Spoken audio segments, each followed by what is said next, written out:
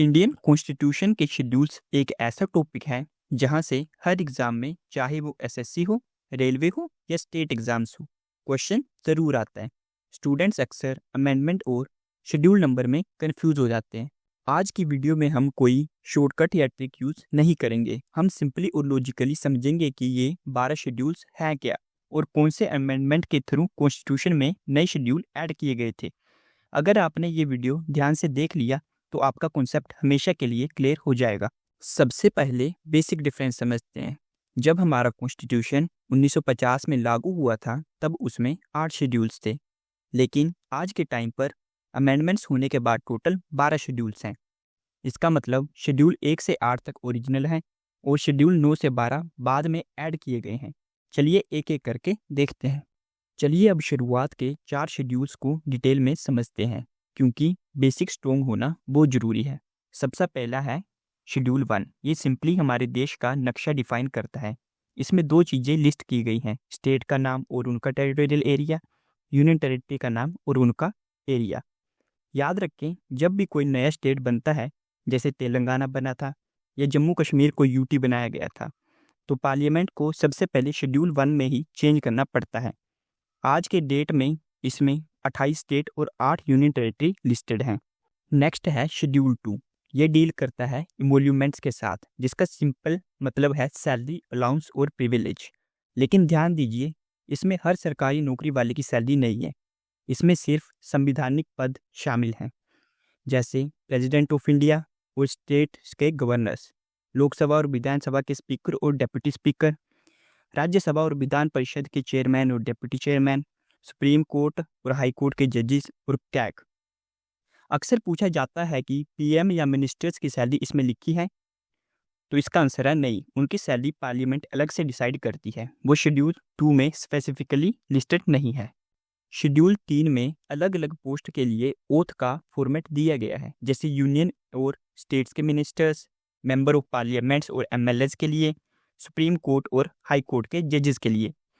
ध्यान से सुनिए, प्रेसिडेंट, वाइस प्रेसिडेंट और गवर्नर की ओथ शेड्यूल 3 में नहीं है। उनके लिए कॉन्स्टिट्यूशन में अलग से आर्टिकल दिए गए हैं, जैसे प्रेसिडेंट के लिए आर्टिकल 60 और वाइस प्रेसिडेंट के लिए आर्टिकल 69। चौथा शेड्यूल बात करता है राज्यसभा की। हमें पता है कि लोकसभा में लोग डायरेक्ट वोट करते हैं, लेकिन राज्यसभा में स्टेट्स को रिप्रेजेंट किया जाता है। शेड्यूल 4 ये बताता है कि किस स्टेट या यूनियन टेरिटरी से कितने लोग राज्यसभा में जाएंगे।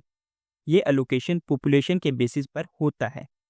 यही वजह है कि उत्तर प्रदेश की पॉपुलेशन सबसे ज़्यादा है, तो वहाँ से राज्यसभा की सबसे ज़्यादा सीट्स हैं 31, और छोटे स्टेट्स जैसे गोवा या सिक्किम से कम सीट्स हैं। जब भी किसी स्टेट का बंटवारा होता है, जैसे बिहार से झारखंड अलग हुआ, तो शेड्यूल 4 को अमेंड करना पड़ता है ताकि सीट्स दोबारा डिवाइड की जा सके। शेड्यूल 5 डील करता है शेड्यूल्ड एरिया और शेड्यूल्ड ट्राइब के एडमिनिस्ट्रेशन से। ये प्रोविज़न उन सभी स्टेट्स पर लागू होता है जहां ट्राइबल पॉपुलेशन ज़्यादा है, सिवाय नॉर्थ ईस्ट के 4 स्पेसिफिक स्टेट्स के। इसमें टोटल 10 स्टेट्स आते हैं। इनके नाम याद रखना ज़रूरी है: आंध्र प्रदेश, तेलंगाना, छत्तीसगढ़, झारखंड, मध्य प्रदेश, महाराष्ट्र, उड़ीसा, गुजरात, राजस्थान, हिमाचल प्रदेश। यहाँ गवर्नर के पास स्पेशल पावर होती है कि वो पार्लियामेंट के किसी लॉ को मॉडिफाई करके वहाँ लागू करें ताकि ट्राइबल्स के राइट प्रोटेक्ट हो सके। अब शेड्यूल 6 पर ध्यान दीजिए, ये बहुत स्पेसिफिक है। ये सिर्फ और सिर्फ नॉर्थ ईस्ट के 4 स्टेट्स के लिए बनाया गया है। एग्जामिनर अक्सर ऑप्शन में मणिपुर देते हैं आपको कंफ्यूज करने के लिए, लेकिन याद रखिए शेड्यूल 6 में मणिपुर नहीं है। इसमें सिर्फ 4 हैं, जैसे Assam, Meghalaya, Tripura and Mizoram. In states में ऑटोनोमस डिस्ट्रिक्ट काउंसिल बनाई जाती है, जिनके पास अपने एरिया में लॉ बनाने की पावर होती है। ये शेड्यूल 5 से ज़्यादा पावरफुल प्रोविज़न है। शेड्यूल 7 हमारे फेडरल सिस्टम की रीढ़ की हड्डी है। इसमें बताया गया है कि सेंटर और स्टेट के बीच पावर कैसे डिवाइड होगी। इसमें टोटल 3 लिस्ट हैं, जिसमें लिस्ट 1 है यूनियन लिस्ट। यूनियन लिस्ट में वो टॉपिक हैं जिन पर सिर्फ सेंट्रल गवर्नमेंट लॉ बना सकती है, जैसे defence, foreign affairs, railways, banking. Originally इसमें 97 सब्जेक्ट्स थे, लेकिन अब 100 हैं। लिस्ट 2 है स्टेट्स लिस्ट।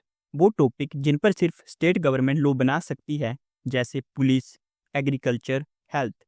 ओरिजिनली इसमें 66 टॉपिक्स थे, लेकिन अभी 61 हैं।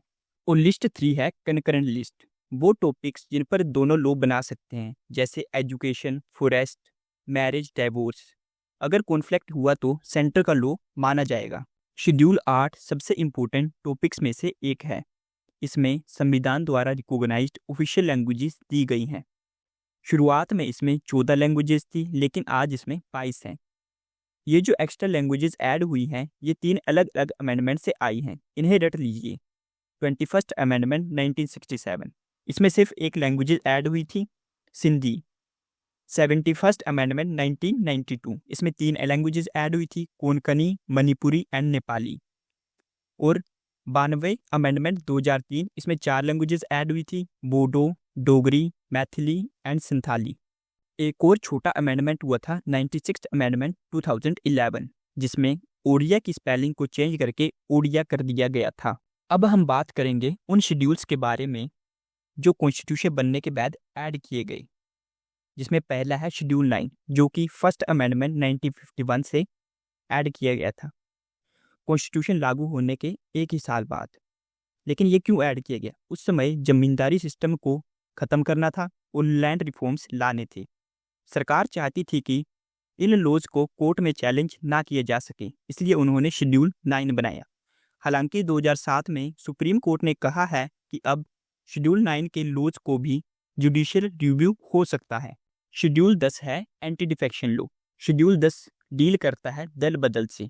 जब नेता पार्टी बदलते थे तो सरकार गिर जाती थी, इसलिए 52nd अमेंडमेंट 1985 राजीव गांधी की गवर्नमेंट के टाइम लाया गया, जिसमें कहा गया कि अगर कोई एमपी या एमएलए पार्टी लाइन के खिलाफ जाता है या पार्टी चेंज करता है तो उसकी मेंबरशिप खत्म हो सकती है। शेड्यूल 11 और 12 लोकल गवर्नेंस के लिए हैं। शेड्यूल 11 गांव की पंचायत को कॉन्स्टिट्यूशनल स्टेटस देने के लिए ऐड किया गया था। अमेंडमेंट था 73rd अमेंडमेंट एक्ट 1992। इसमें पंचायत के काम करने के लिए 29 फंक्शन दिए गए थे। लास्ट है शेड्यूल 12, जो शहरी क्षेत्र यानी म्यूनसिपैलिटी के लिए है।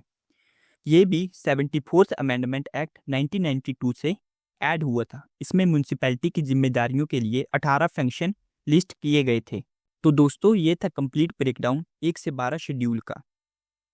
अगर आपने ये वीडियो यहाँ तक देखा है तो अब आप एग्ज़ाम में कोई गलती नहीं करेंगे।